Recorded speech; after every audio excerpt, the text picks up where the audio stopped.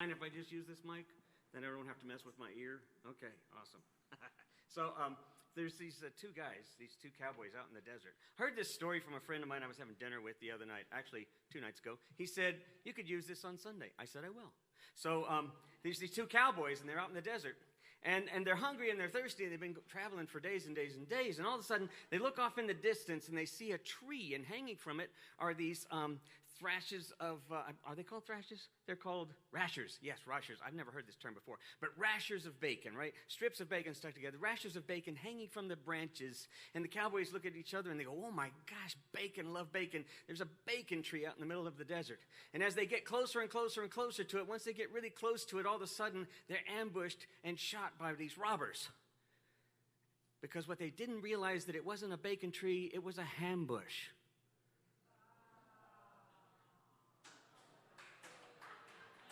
I didn't think it would work, and I told him that, but he said, go ahead and try it. It's hilarious. So I decided to use it.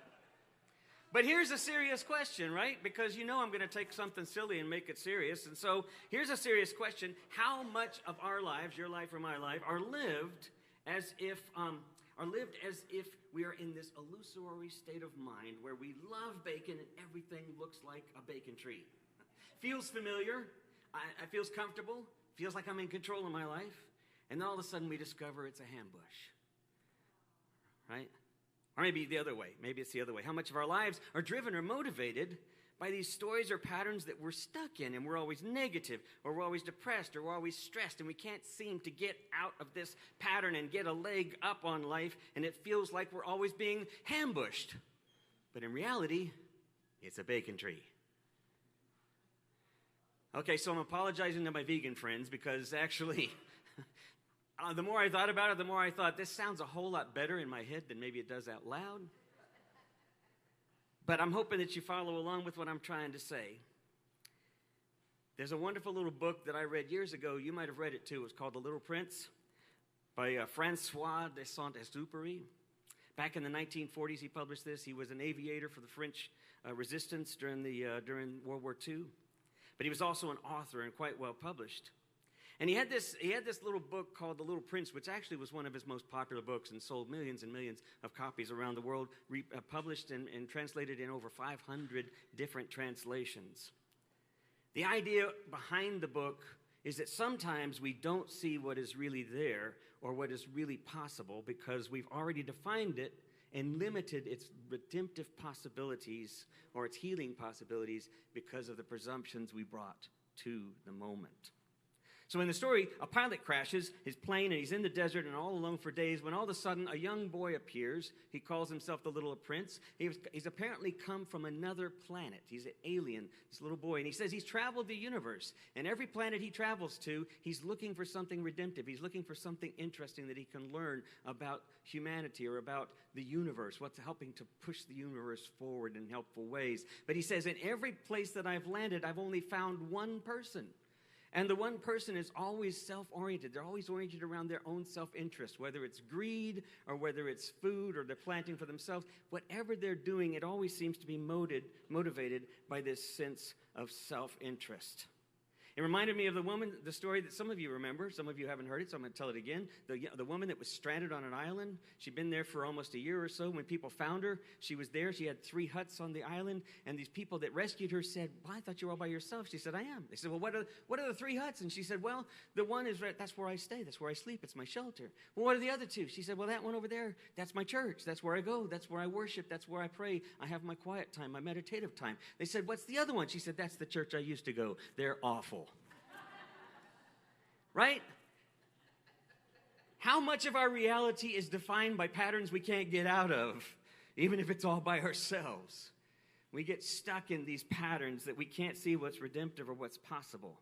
And so there's this beautiful quote that is in the book, that at some point the little prince and the pilot are walking around, they start talking. Life itself starts to get animated. Animals talk, nature itself kind of speaks out.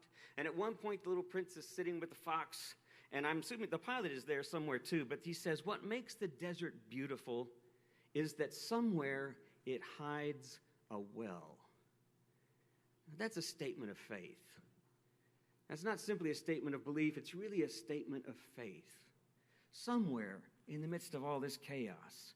Somewhere what is really beautiful is that there's a well hidden in the midst of all this. I mean, do you actually think that yourself? In the midst of where we find ourselves today, in this culture, in this divisive reality we find ourselves in, this political up and down, I mean, the way in which life seems to be messing with our comfort or with what we think is right. Do you really think there's a well out there somewhere, buried in the midst of all this? In the person that you found yourself disagreeing with or that you just refuse to talk to? Or the folks you see somewhere out in public and they just create this anxiety around you because of their look or because of how they're acting, and you think, I got nothing to say. Is there really possibly a well in the midst of all that? The teacher in Ecclesiastes in our first text didn't think so, right? He's sitting there asking these existential questions 2,400 years ago, and he's saying, what's the whole point of all this? I was even a king, and what's the point of this? I got all of this stuff. I earned all of this stuff. I achieved all this stuff. I got to give it up. Somebody else is going to get it. Don't even know what will happen. What's the point of all of that? I amassed all of this, and it's pointless. If you listen to the first song, when the band was practicing that first song by Dawes, When My Time Comes, it occurred to me, you could be reading this text and listening to that song at the same time, and they're both asking the same questions. Isn't that interesting? It's a human existential reality that sometimes we get caught in these questions of, what's the point? What's the purpose? What was it all for? Now, not always, because a lot of us, live in a fairly privileged and a fairly comfortable reality. We haven't had to deal with too much disappointment or too much brokenness or too much breaks in our comfort, our reality. But there's this great line that he has where he says, you can judge all the world on the sparkle that you think it lacks. You can stare into the abyss, but it's staring right back. You can judge the world by the sparkle you think it lacks. You ever have that feeling? You ever find yourself thinking, there's no sparkle there. There's no hope there. There's no possibility there. And yet here's this story, the little prince, that finally they realize, you know what I've learned from hanging around with you as opposed to hanging around with all those other planets that I hung around with? It seems like maybe you and I can believe this. There's a well out here in this desert somewhere. The prophetic passage of Isaiah echoes this. Isaiah was the prophet. It's interesting when the Midrash talks about Isaiah, they said this. Isaiah was walking up and down in his study, and he heard God say, who shall I send? And Isaiah said, here I am, send me. We're familiar with that. Thereupon God said to him, my children are a pain. They're troublesome. They're sensitive. If you're ready to be insulted and even beaten by them, then go ahead, you can accept my message. If not, you'd be better to renounce it. Do you get what that's saying, right? How can you speak hope into the world we are in when there's basically two choices? You're either this way or that way. How can you speak hope that says, oh, you're all wrong, we're all wrong, there's something else. There's a well here in the middle of all this. There's a river that runs through all of this. Not everybody can see it. Not everybody knows it's there. I've been fortunate and blessed enough to participate in that river, to experience a little bit of that love that grounds us all, that runs through life, that surprises me at times when I least expect it. It's got to be elsewhere too, even in you. I mean, that's a statement of faith, right? That's a statement that says, if you're willing to put up with the naysayers and the folks that don't like the fact that you're messing with whatever their comfort zone is, left or right or wherever, then you're willing to say that and to be present to it. So Jesus, just to show how to do this, he goes through Samaria on the way back to Jerusalem with his disciples towards the end of the Gospel of John. And as we know, it's written about 100 years after Jesus' life, so it's written for the community trying to understand itself now in relationship to the scattered communities, to the differences of opinions, to the tensions that exist. And he writes this and he says, here is a story of Jesus who goes to Samaria, the place where you're not supposed to be. Those folks are marginalized. They're bad. They don't fit. They're wrong. And they know it too. They think we're wrong because we've told them they're wrong. And Jesus goes right into the community. He's taking a shortcut right to Jerusalem through forbidden land, and then sits down at a well and starts talking to a woman, something else she just wouldn't have done, right? The disciples are probably there somewhere nearby watching this as he engages the Samaritan woman in this conversation around well water. She's there to get water. He sits down. He's a rabbi, but he's clearly Jewish. And she says, what do you want me to draw water for you for? I can't do that. This is my well. This is the well my people established. It's Jacob's well. And she lists all of these things that define her story and her tribe's story. And Jesus is supposed to be his story, the Jewish story, the enemy's story. And Jesus says something else. He says, if you knew who I was and the water I have to offer, which is living water, then you'd be asking me for a drink. Now, I often think when I was in that fundamentalist state that I used to think what that meant was we were talking about eternal life. You know, if you turn to Jesus and accept him, then you can get that living water, which is eternal life, which comes after you die and all that kind of stuff. And maybe God blesses you along the way because you're trying to be a good Christian. Over time, I've realized that doesn't change anything, does it? It really doesn't change the world. What changes the world is to recognize that what Jesus was offering and what that story suggests is this well that runs through all of us, this river of life that runs through all of us that we're all grounded in, that we are invited then to offer one another. I'm not even sure if you've had your own drink from it. You know, there are times when I wonder if I've forgotten how to find it. But I'd like to suggest that most of us are more like this woman at the well. We're going along with our normal narratives. We have our routines, we have our stories, we have our structures and our realities, the myths that we kind of guide our life by. Very few of us have challenged those over the years, and things go along pretty good until something tragic happens or something difficult happens, and we have to adjust it a little bit. And maybe if it shakes us up enough, then we find ourselves like the little prince and the pilot in the middle of the desert, and we're going like, this was not my plan. Or the woman at the well that says, you were not my plan. You're not supposed to be here. And now how do you put it together? The heroic journey, the heroic myth that we've talked about, is really about conquering that moment, about acquiring and controlling that moment. The straight-up heroic journey is about sort of conquering that moment, working your way through, powering through it in some way or other, and then returning back a better person or a bigger person or a wealthier person. But the journey of the heroine, which again, it's not about women and men, it's about the feminine and the masculine.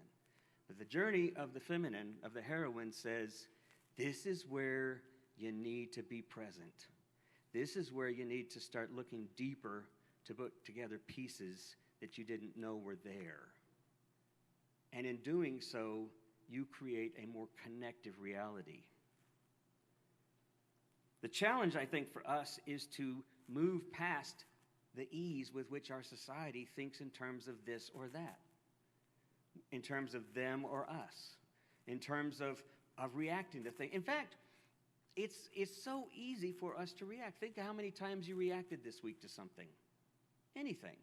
Something small on the freeway, something small at a store, something you read on Facebook that just kind of made you anxious. Something we read about someone getting their comeuppance because they sued this other group for something they did which was clearly wrong. But then you think, wait a minute, are they drawing from the well or are they reacting to the story? The challenge is to find a way to help others as well as ourselves draw from the well that connects us all in a restorative practice. And that is really hard. And it's really hard to do because we know what's right and we know what's wrong.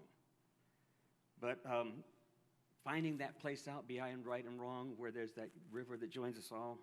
Here's what Bell Hooks says.